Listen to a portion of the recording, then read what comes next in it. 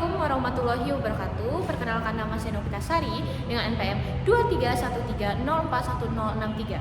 Di sini saya akan mempraktikkan keterampilan mengajar bertanya dalam pembelajaran mikro BSI.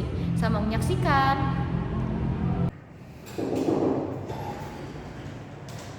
Selamat pagi anak-anak. Pagi, Bu. Udah pada sarapan belum nih pagi ini? Sudah, Ibu. Belum, Ibu. Udah pakai BG. Oh, emang nggak sakit perut nak belum sarapan? Enggak, Bu. Udah biasa. Ya Allah, masih lama tapi nak apa IPG-nya? Apa, Bu? Udah biasa, Bu. Oke, baik, Ibu buka ya. Assalamualaikum warahmatullahi wabarakatuh. Waalaikumsalam warahmatullahi wabarakatuh. Sebelum kita memulai pembelajaran kita pada pagi hari ini, Ibu minta siapa yang biasanya memimpin doa? Elma. Saya Elma. Elma. Misalkan Elma memimpin doa. Untuk memulai pembelajaran pada hari ini, berdoa sesuai kepercayaan masing-masing. Berdoa mulai. Berdoa selesai. Beri salam pada Ibu Guru. Selamat pagi, Ibu. Pagi anak-anak, Ibu absen dulu ya. Iya, Ibu. Hari ini ada yang tidak hadir atau nihil? Ini Ya, dia. Ibu semua hadir. Elma Marini, Hadir, Ibu. Nurliana, Hadir. email sisi lain. Hadir, Ibu. Oke, sebelum kita masuk pembelajaran pada hari ini mengenai puisi rakyat, Ibu izin berdiri ya. Kalian masih ingat gak nih minggu kemarin kita membahas tentang apa materinya? Novel. Drama. Novel. Ya, nah, kita kemarin membahas tentang novel. Kalian masih semangat gak nih pagi-pagi atau kita mau ice breaking dulu? Semangat. Masih semangat, jadi nggak perlu ice breaking dulu.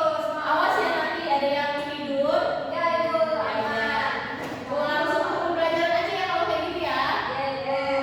Oke, kan kalian masih mengingat nih kemarin kita membahas mengenai Novel. novel. Nah, kalian masih ingat gak novel itu apa? Boleh angkat tangannya yang tahu. Novel adalah Angkat tangannya ya anak-anak yang ingin menjawab. bentar. Cerita bercerita fiksi, tapi bisa juga non fiksi, buku beda sama fiksi, beda sama apa? Cerpen. Bedanya apa menurut kalau Dan novel isinya Bu, isi dari jumlah katanya, terus karakternya, tokohnya, terus juga dari apa ya, itu peristiwanya.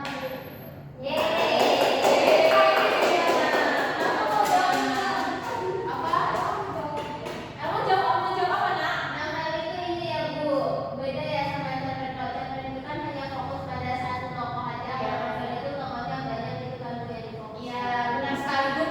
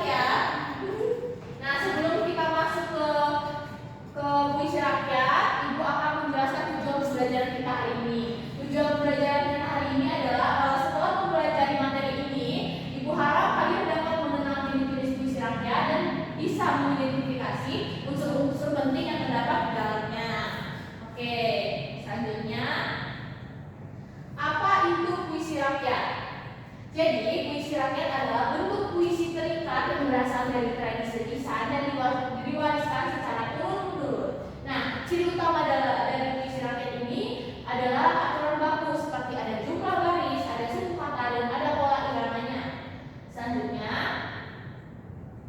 Selanjutnya ada ciri-ciri dari puisi rakyat. Puisi rakyat ini bersifat anonim, berisi nasihat atau nilai-nilai kehidupan, serta menggunakan bahasa yang indah dan mudah diingat. Selanjutnya ada jenis puisi rakyat. Nah, seperti yang Ibu telah tanyakan kepada kalian, bahwasanya puisi rakyat ini ada 3 jenis, yaitu pantun, berindam, dan mantra. Nah, masing-masing ini memiliki struktur dan fungsi yang berbeda-beda. Oke. Selanjutnya kita ke pantun terlebih dahulu. Jadi pantun itu terdiri dari 4 baris dengan 5 AB AB. Nah, 2 baris pertama biasanya berisi sampiran, nah sedangkan 2 baris terakhir ini berisi isi yang menyampaikan pesan atau nasihat. Kalian boleh sambil mencatat ya anak-anak. Selanjutnya ada pada berindam. Nah, berindam ini berbeda dengan pantun. Kalau berindam ini hanya terdiri dari 2 baris. Kalau tadi pantun kan terdiri dari 4 baris. Nah, dia itu juga 2 barisnya itu dalam satu bait. Biasanya baris pertama itu berisi syarat, sedangkan baris kedua itu berisi akibat atau jawaban dari baris pertama dengan 5 AA. Selanjutnya ada unsur fisik puisi rakyat dan unsur batin puisi rakyat. Boleh dibacakan? Siapa yang ingin membacakannya? Saya. Baik, boleh. Elma? Unsur fisik puisi rakyat terdapat jumlah baris, bait, rima, dan suku kata.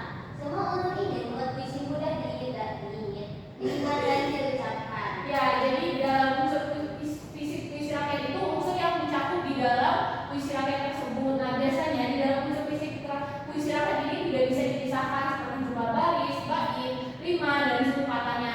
Pastinya di dalam unsur fisik puisi rakyat ini harus mencakup unsur-unsur yang ada seperti jumlah baris, bait, rima, dan suku kata. Jika tidak ada, maka kita akan berbingungan dan itu bukan termasuk pada puisi rakyat. Selanjutnya untuk unsur batin, ada yang ingin membacakan? Saya Ibu. Boleh, Mel. Unsur batin puisi rakyat. Unsur batin itu mencakup tema, amanat, dan perasaan yang ingin disampaikan, biasanya berisi nasihat, sindiran, atau humor. Ya, unsur batin puisi rakyat ini tidak disampaikan secara langsung, tapi di dalam baitnya, di dalam bait atau suku katanya itu berisikan maksudnya itu bisa ada amanat yang ingin disampaikan, lalu ada temanya, lalu ada biasanya berisi nasihat, sindiran, atau humor. Jadi pada unsur puisi rakyat itu dia itu langsung disampaikan seperti ada rimanya, suku kata, jumlah baris, dan bait. Sedangkan di dalam unsur batin puisi rakyat itu tidak disampaikan secara langsung. Untuk unsur-unsurnya kalian sudah paham anak-anak? Apakah ada yang ditanyakan? Mau dicatat dulu? Boleh dicatat. Catat dulu ya, Bu. Iya. Email nggak mencatat, Mak. Catat Ibu. Ya. Kalau ada yang ingin ditanyakan atau yang masih bingung, boleh tanya Ibu ya. Baik, Bu. Kalau kalian nanti nggak ada yang nanya, Ibu mau nanya lagi.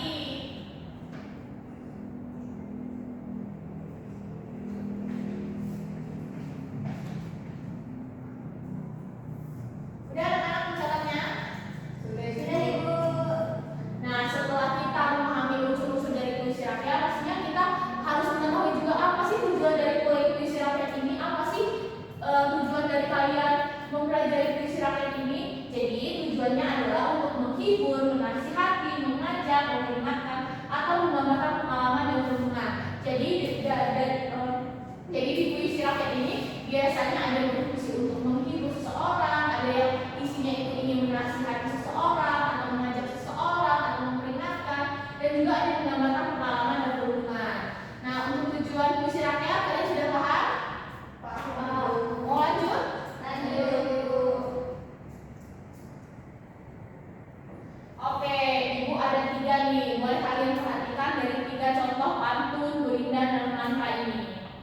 Ibu minta kalian bacakan satu-satu. Dimulai dari Elma, boleh baca Elma contoh pantunnya? Pantun. Rakit-rakit ke hulu, menang ke tepian. Cakep. Sakit-sakit dahulu, bersenang-senang ke kemuliaan. Cakep. Nah, menurut kalian di dalam contoh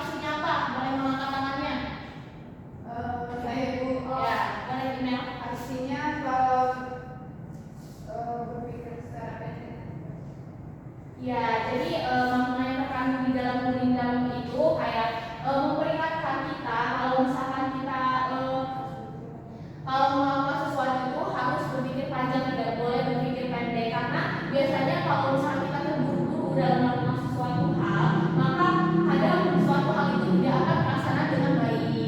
Oke, selanjutnya contoh mantra boleh dibacakan, email. Tali buaya semampu tugal, mati sabar lihat senja. Wah. Nah, untuk contoh mantra kalian tahu maksudnya? Enggak. Tali buaya semampu tugas, mati sabar.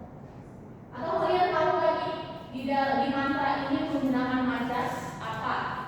Karena kita pasti menggunakan majas nih. Tali buaya semampu. Semampu itu artinya apa ibu? Kilat senja itu. Ya, kilat senja itu termasuk majas apa Rubiana? Tahu. Metafora. Ya, karena dia kenapa? Metafora. Karena dia tidak menunjukkan beda, itu menunjukkan mungkin ada berbeda. Kan kita belum belajar. Kemarin udah dikasih tahu semuanya satu doang sih Bu. Oh, belum terlalu paham yang tentang majas. Tapi boleh bisa. Iya, ibu lupa. Maaf ya. Nah, untuk ketiga contoh dari pantun, gurindam, sama mantra kalian sudah paham nah? Saya Bu mau nanya Bu. Apa? Bu boleh tanya gurindam sama mantra itu apa Bu? Kalau di situ sama-sama dua baris Bu. Dua bagian. Lihat dari fungsinya. Tadi sudah dijelaskan belum ya? Kalau bentar ya Emma. Baik Ibu.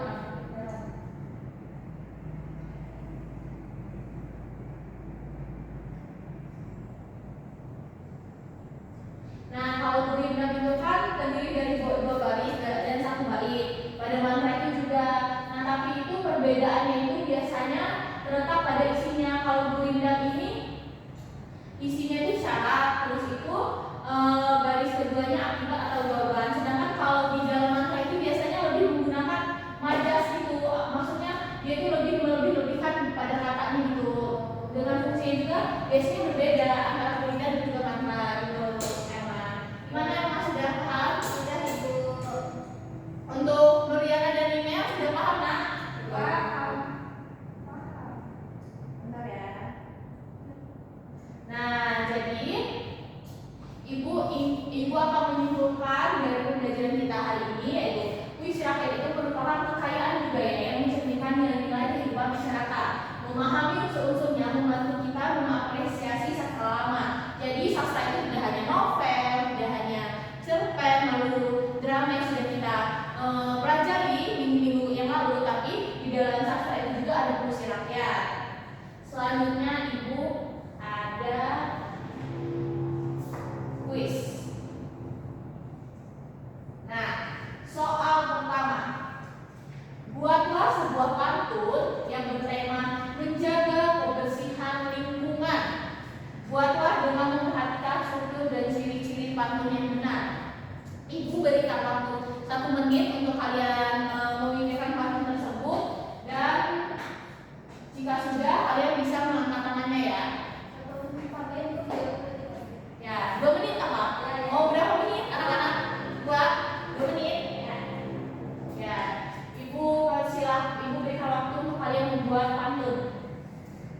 Jangan lupa ya, sajaknya harus abi-abi ya anak-anak.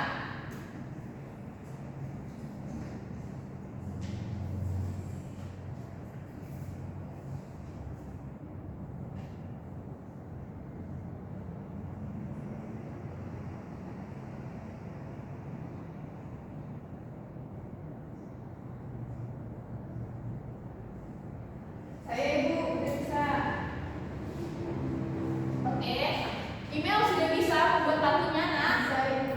Oke, boleh berdiri Email. Ya, diperhatikan Emma sama Jalan-jalan tertawa terus. Cakep. Jangan lupa di teladan. Cakep. Kalau punya kawan baru, kawan lama jangan dilupakan. Cakep. Oke, bagus sekali pantunnya Email. Tapi ibu kan meminta pantun yang bertema menjaga kebersihan lingkungan. Tidak apa-apa. Tapi Email sudah cukup berani untuk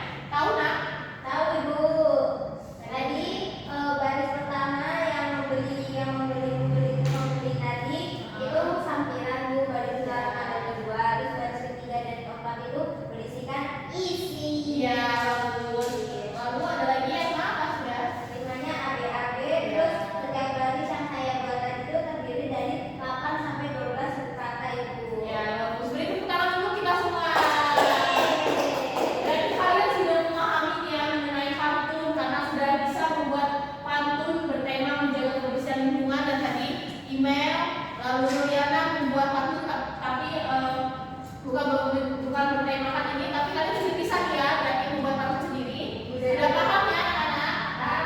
Nah, itu ada pertanyaan lagi. Nah, boleh dibacakan untuk contoh gurindamnya, Elma, yang next A. Kalau ada sumur di ladang, boleh kita menyeberangkan. Nuriana boleh baca yang contoh B. Barang siapa malas sekolah, pasti hidupnya akan susah. Nah, ibu kan ada dua nih contoh gurindam. Ibu mau nanya kepada kalian, manakah di antara kedua teks berikut yang merupakan gurindam? Berikan alasan kalian. B itu. Boleh mengangkat tangannya yang ingin menjawab? Yuk. Gimana Nuriana? Gimana anak-anak? Ini yang dia eksternal. Iya.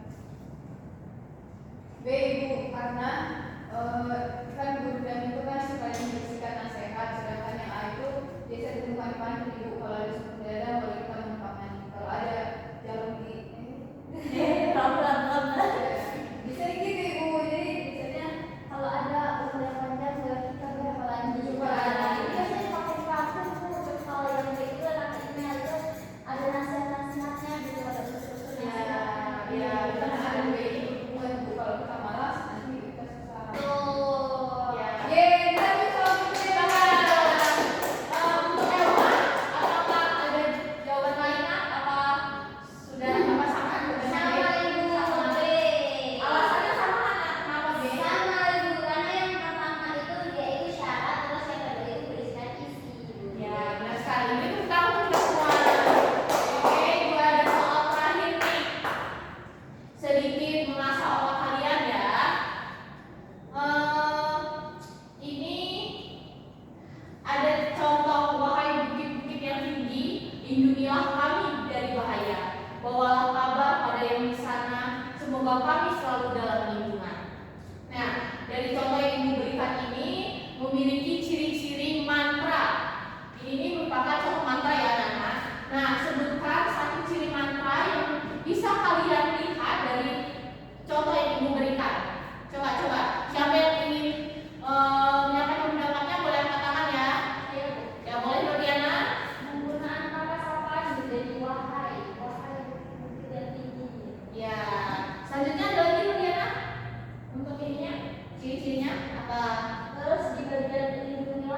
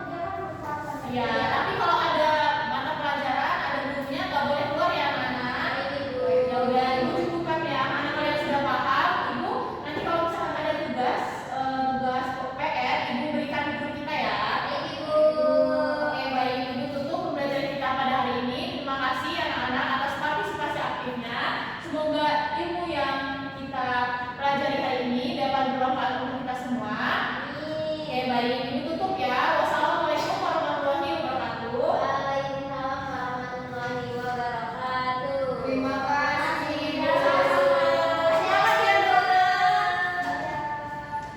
Assalamualaikum warahmatullahi wabarakatuh. Izin memperkenalkan diri. Perkenalkan saya Elma Malini dengan NPM 2313041047 selaku observer lisan dari calon guru nama Novita Sari NPM 2313041063 pada hari Kamis tanggal 13 November 2025 jam pukul 1.00 waktu Indonesia Barat dengan topik puisi rakyat. Pada komponen keterampilan dasar mengajar bertanya tingkat dasar, pada bagian penggunaan pertanyaan secara jelas dan singkat, pemberian acuan, pemindahan giliran, pemberian waktu berpikir, pemberian tuntunan, pemusatan perhatian, dan penyebaran pertanyaan sudah dilakukan oleh calon guru Novita Sari dengan sangat baik. Selanjutnya pada bagian komponen keterampilan dasar mengajar bertanya tingkat lanjut, pada bagian pengubahan tuntunan tingkat kognisi dalam menjawab pertanyaan, pengaturan urutan pertanyaan, penggunaan pertanyaan pelacak, peningkatan terjadinya interaksi juga sudah dilakukan oleh calon guru Novita Sari dengan cukup baik. Selanjutnya, pada komponen negatif yang perlu dihindari pada bagian mengulangi pertanyaannya sendiri atau mengulangi jawaban pembelajar, menjawab pertanyaan sendiri, menunjuk dulu sebelum bertanya, mengajukan pertanyaannya mengundang jawaban serempak, mengajukan pertanyaan ganda, juga sudah dilakukan oleh calon guru Novita Sari dengan sangat baik.